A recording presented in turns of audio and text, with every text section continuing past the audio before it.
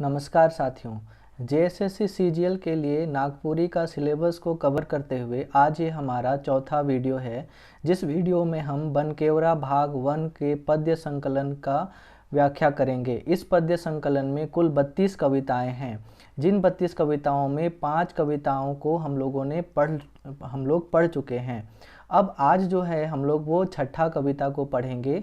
तो देखते हैं ये छठा कविता जो है वो है राम रघुवरे, जिसे पौराणिक गौरीनंदन शर्मा ने लिखा था। तो आइए शुरू करते हैं राम रघुवरे चैप्टर को। तो चैप्टर का नाम है राम रघुवरे, जिसके कवि हैं पौराणिक गौरीनंदन शर्मा। पौराणिक गौरीनंदन शर्मा ने ये 4 पदों में इस कविता को लिखा है और मुख्य रूप से इस कविता को वीर राघव चरित प्रथम तरंग पुस्तक से लिया गया है, जो पुस्तक को 1972 में पब्लिश किया गया था। अब बात करते हैं कि ये जो फर्स्ट पद है, इस पद में क्या दिया गया है। मुख्य रूप से इस पद में भगवान श्री राम के जन्म से संबंधित जो समय था, उस समय के बारे में व्याख्या किया गया है। दूसरा जो पद है, इस पद में भगवान श्री राम के जन्म के समय जो वातावरण था, आसपास का वातावरण था, उसके बारे में बताया गया है। तीसरा पद में भगवान श्री राम के स्वागत के लिए जो आसपास में माहौल तैयार था, उस स्वागत को यहाँ पर दिखाया गया है। और जो चौथा पद है, इस पद में भगवान श्री राम के धरती में आगमन से जो खुशी था पौराणिक गौरीनंदन शर्मा के मन में और बाकी लोगों के मन में, उसको दिखाया गया है। तो यहाँ पर जो है वो खुशी को दिखाया गया है। तो आइए सबसे पहला पद को हम लोग पढ़ते हैं। इसमें लिखा हुआ है, सुंदर मधुमास नवमी सुदी प्रिय मास, दोपहरे अनुकूल पुनित अवसरे, गे साजैन प्रगटे श्री राम रघुवरे। शब्दार्थ देखते हैं। तो सुंदर का अर्थ होता है बहुत ही सुंदर, बहुत ही ब्यूटीफुल।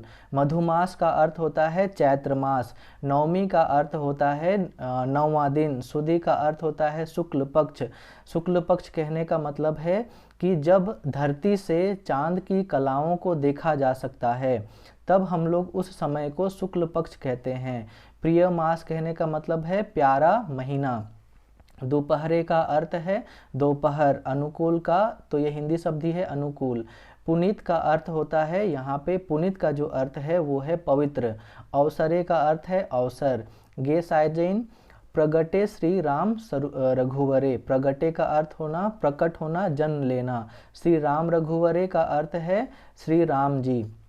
अब इस जो पद है, इस पद के माध्यम से, पहले पद के माध्यम से कवि पौराणिक गौरीनंदन शर्मा क्या कहना चाहते थे। तो इस पद के माध्यम से कवि पौराणिक गौरीनंदन शर्मा कहते हैं कि भगवान श्री राम जी का जन्म चैत माह के शुक्ल पक्ष के 9वीं तिथि को दोपहर बेला में हुआ था। अब हम लोग दूसरे पद के शब्दार्थ को देखते हैं। दूसरे पद के शब्दार्थ में सबसे पहला जो पद है, शब्द है, वो है वन। वन का अर्थ होता है जंगल। फूल का अर्थ होता है फूल। फुलाए का अर्थ होता है फूलों का खिलना। गिरी का अर्थ है यहाँ पे पर्वत। मणि का अर्थ है हीरा। दमकाए का जो अर्थ होता है वो है चमकना। बहत का अर्थ होता है बहता हुआ। शीतल का अर्थ है यहाँ पर शीतल, ये तो हिंदी शब्द ही है। मंद का अर्थ होता है धीरे धीरे। सुगंध का अर्थ होता है खुशबूदार। और समीरे का अर्थ होता है हवा। गे साजैन प्रगटे श्री राम रघुवरे। प्रगटे का अर्थ होता है प्रकट होना, जन्म लेना। श्री राम रघुवरे का अर्थ है श्री राम जी का। तो इस तरह से इस पद के माध्यम से कवि क्या कहना चाहते हैं। तो इस पद के माध्यम से कवि पौराणिक गौरीनंदन शर्मा भगवान श्री राम के जन्म के समय का वातावरण का वर्णन करते हुए कहते हैं कि भगवान श्री राम के जन्म के समय जंगल में अलग अलग तरह के विभिन्न प्रकार के खूबसूरत फूल जो है वो खिले हुए थे। पर्वत जो है वो मणि के समान, हीरे के समान चमक रहा था। और जो हवा है, उसमें विभिन्न प्रकार के फूलों की खुशबू जो है वो घुली हुई थी, जिससे वो बहुत ही सुंदर था। और ये सभी मिल करके एक बहुत ही सुखद वातावरण तैयार कर रहे थे।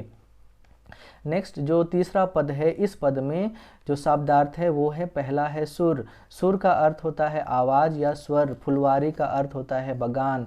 साय का अर्थ होता है संध्या। नभ का अर्थ होता है आकाश। दुंदुभी एक प्रकार का बाजा होता है और बजाए का अर्थ होता है बजाना। देव का अर्थ होता है देवतागण। नाग का अर्थ होता है यहाँ पे नाग देवता। मुनि का अर्थ होता है ऋषि मुनि। गण का अर्थ होता है यहाँ पे सभी जनमानस को कहा गया है। विनय का अर्थ होता है प्रार्थना करना।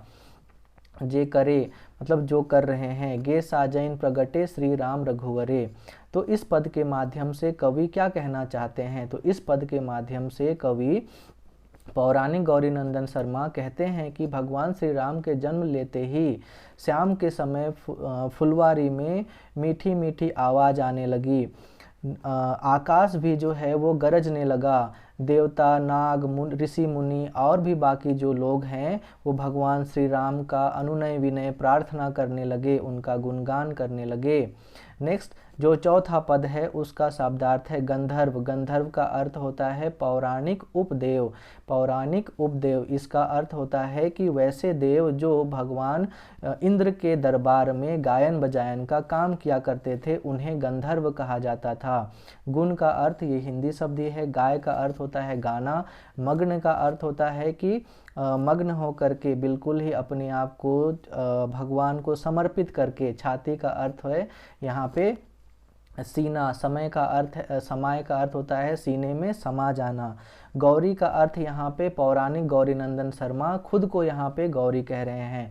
हरक का अर्थ होता है खुशी। भरी का अर्थ होता है भरा हुआ। सब का अर्थ होता है सभी। चराचरे का अर्थ होता है चरा मतलब जो चल सकते हैं। अचर का अर्थ होता है जो नहीं चल सकते हैं। तो ऐसे जीव जंतु जो चल सकते हों या नहीं चल सकते हों।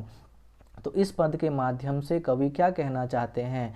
तो इस पद के माध्यम से कवि कहते हैं कि गंधर्व इतना सुंदर गीत गायन बजायन कर रहे हैं जो सीधे जो है वो कवि पौराणिक गौरीनंदन शर्मा के मन में जो है वो सीधे समा जा रहा है। और जितने भी सजीव निर्जीव हैं उन सभी के मन में जो है वो खुशी का एक भाव जागृत हो गया है। तो इस प्रकार से इस कविता का अर्थ समाप्त होता है। अब हम लोग देखते हैं कि इस कविता से संबंधित जो क्वेश्चन आते हैं वो कैसे कैसे आएंगे। तो सबसे पहला जो हमारा क्वेश्चन को देखने से पहले वो हम लोग कुछ अर्थ को देखते हैं। तो देखिए विदर्भ का यहाँ पे अर्थ है ठाव। पुनीत का अर्थ होता है पवित्र। गिरि का अर्थ होता है पहाड़। शीतल का अर्थ होता है ठंडा। नभ का अर्थ होता है आकाश। दुंदुभी का अर्थ होता है बाजा। अब हम लोग बात करते हैं कि इससे संबंधित जो क्वेश्चन आएगा उसको देखते हैं। तो सबसे पहला जो क्वेश्चन आपसे पूछा जाएगा कि ये जो कविता है इसे किसने लिखा है। तो इसमें इस कविता में से कोई एक लाइन दे देगा और आपसे पूछेगा ये जो कविता है उसे किसने लिखा है। तो उसी प्रकार का एक क्वेश्चन है। सुंदर मधुमास नवमी सुदी प्रिय मास दोपहरे अनुकूल पुनित अवसरे गे साजैन प्रगटे श्री राम रघुवरे। प्रस्तुत कविता कौन कर पंक्ति लेल जाहे। मतलब इस पंक्ति को किस कविता से लिया गया है। तो इस पंक्ति को राम रघुवरे कविता से लिया गया है। इस कविता कर कवि कर का नाम है के। तो ये जो कविता है उसके कवि कौन है? तो पौराणिक गौरीनंदन शर्मा। पौराणिक गौरीनंदन शर्मा कौन मैथिका कर कवि है कहें। तो पौराणिक गौरीनंदन शर्मा ने जितने भी कविताएं लिखी हैं उन कविताओं में से अधिकतर जो कविता है वो भगवान श्री राम की स्तुति में या भगवान श्री कृष्ण की स्तुति में उन्होंने कविताएं लिखी हैं। तो इससे ये पता चलता है कि पौराणिक गौरीनंदन शर्मा एक भक्त कवि हैं। पौराणिक गौरीनंदन शर्मा का जो जन्म है वो किस वर्ष में हुआ था? तो वो 1926 ईस्वी में हुआ था। ई कविता में राम कर जन्म बेरा गोटा आकाश में का गुंजत रहे। तो इस समय जब भगवान श्री राम का जन्म हुआ तो उस समय पूरे आकाश में जो है वो गर्जन हो रहा था। किसके भांति? दुंदुभी बाजा के भांति। तो इसीलिए हमारा जो आंसर हो जाएगा वो पहला वाला आंसर हो जाएगा। तो इस तरह से ये हमारा जो वीडियो है वो कंप्लीट हुआ। उम्मीद करते हैं आप लोगों को ये वीडियो जो है वो पसंद आया होगा। और इसी तरह से हम लोग और हमारा टीम जो है वो पूरी कोशिश करेगा कि आपको जेएसएससी सीजीएल का नागपुरी का जो सिलेबस है उसे कंप्लीट करने का। तो आप हमारे साथ बने रहने के लिए हमारे वीडियोस को लाइक कीजिए, हमारे चैनल को सब्सक्राइब कीजिए और जो आपके जैसे आपके सहयोगी हैं, आपके सहपाठी हैं, उनके साथ में शेयर कीजिए ताकि आप लोगों को हमारी मातृभाषा को पढ़ने के लिए किसी भी प्रकार का कोई भी फीस ना देना पड़े। चलिए, बहुत बहुत धन्यवाद। उम्मीद करते हैं आपको ये पसंद आया होगा।